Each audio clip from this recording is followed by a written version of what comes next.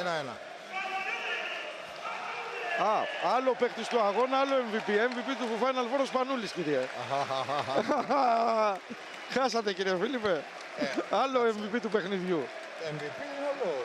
Του παιχνιδιού. Σπανούλης του Final Four. Και της χθεσινής του εμφάνισης. Ναι. Λοιπόν, Σπανούλης τα πήρε όλα, δεν άφησε τίποτα. MVP κανονικής περίοδου, MVP Final Four.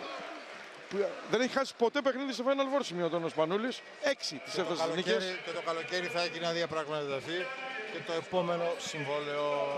Το καλοκαίρι έχει το jackpot μπροστά. Διότι όπως και να το κάνουμε. Και φαντάζομαι ότι θα γίνει ο Μίδας του ευρωπαϊκού μπάσκετ. Νομίζω ότι το δικαιούται. Όταν εγώ έλεγα στη μέση της χρονιάς ότι ο Ολυμπιακός το καλύτερο που έχει να κάνει να πάει να κλείσει το Σπανούλη από τώρα, κάτι ήξερα.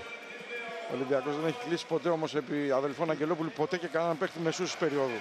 Ποτέ δεν υπάρχει ποτέ. Αφού δεν το έχει κάνει. Ανάλογα με τις περιπτώσεις. Οι παίκτες του Ολυμπιακού στο βάθρο είναι ωραία εκεί πέρα, έχει ωραία θέα. Ανέβηκα χθες για λογαριασμό της εκπομπής. Έκανες προβά. Έκανα πρόβα, πήρα και το κύπελο. Εγώ το σήκωσα εγώ πρώτος. Βαρύ είναι, μπορώ να σου πω.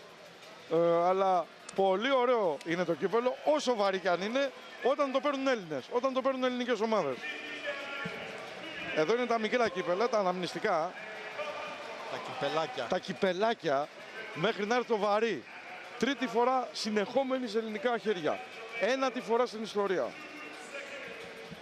Νομίζω ότι αυτό το κύπελο, όπως και αν λέγεται, από το 96 και μετά, όταν η Ελλάδα το έχει πάρει τις μισές και βάλε φορές, διότι πλέον στα 17 χρόνια οι 9 φορές το κύπελο έχει έρθει στην Ελλάδα, μιλάει ελληνικά.